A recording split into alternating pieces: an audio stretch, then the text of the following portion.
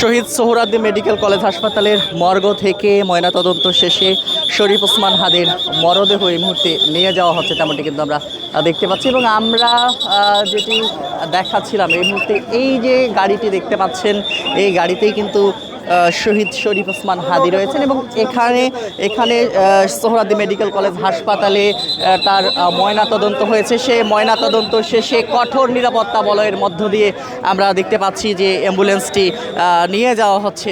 মূলত শরীফ ওসমান হাদিকে বহনকারী যে অ্যাম্বুলেন্স, সেই অ্যাম্বুলেন্সটি কিন্তু নিয়ে যাওয়া হচ্ছে। এবং এখানে আমরা যেটি দেখেছি যে সকাল থেকে আমরা দেখছিলাম যে সকালের দিকে বিশেষ করে 9:40 রাজধানীর জাতীয় হৃদরোগ ইনস্টিটিউটের হিমঘর থেকে শরীফ ওসমান হাদিকে নিয়ে আসা হয় শহীদ সোহরাওয়ার্দী মেডিকেল কলেজ হাসপাতালের মর্গে, এবং সেখানে তার ময়নাতদন্ত হয়েছে। এবং ময়নাতদন্ত শেষে মাত্রই তাকে এখান থেকে নিয়ে যাওয়া হচ্ছে, তেমনটি কিন্তু আমরা দেখতে পাচ্ছি। এবং এখানে তার সঙ্গে আমরা যেটি দেখতে পাচ্ছি, শরীফ ওসমান হাদিকে তার যে জানাজা, সে জানাজা আজকে অনুষ্ঠিত হবার কথা রয়েছে জাতীয় সংসদের দক্ষিণ প্লাজায়।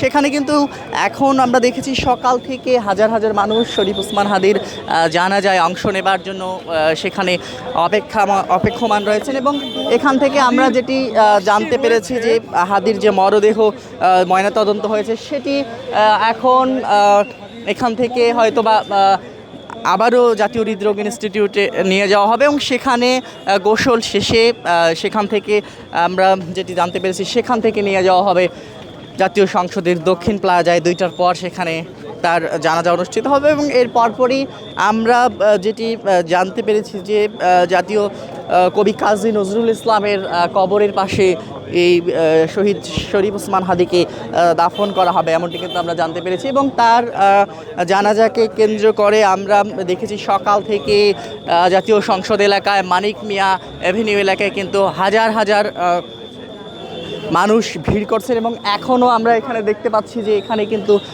হাজার হাজার মানুষ, বিশেষ করে শরীফ ওসমান হাদির ভক্ত অনুরাগী যারা রয়েছেন, তারা কিন্তু এক নজর দেখার জন্য অপেক্ষা করছেন। যদিও রাষ্ট্রীয়ভাবে এবং ইনকিলাব মঞ্চের পক্ষ থেকে যেটি জানানো হয়েছে যে শরীফ ওসমান হাদির লাশ দেখার কিন্তু সুযোগ থাকছে না কারো, যেহেতু অনেক লোকের সমাগম হবে, অনেক মানুষের সমাগম হবে, সে কারণেই কিন্তু লাশ দেখার সুযোগ দেওয়া হবে না। তবুও কিন্তু শরীফ ওসমান হাদির জানাজায় অংশ নিতে আমরা দেখেছি সকাল থেকে দেশের বিভিন্ন জায়গা থেকে অনেকেই এখানে এসে ভিড় করছেন, তেমনটি কিন্তু আমরা দেখাচ্ছিলাম। এই মুহূর্তে শরীফ ওসমান হাদিকে বহনকারী যে অ্যাম্বুলেন্সটি, লাশবাহী অ্যাম্বুলেন্সটি কিন্তু এগিয়ে যাচ্ছে। এবং আইন শৃঙ্খলা রক্ষাকারী বাহিনীর কঠোর নিরাপত্তা, পুলিশের পাশাপাশি সেনাবাহিনী, বিজিবি মোতায়েন রয়েছে এই জায়গাটিতে।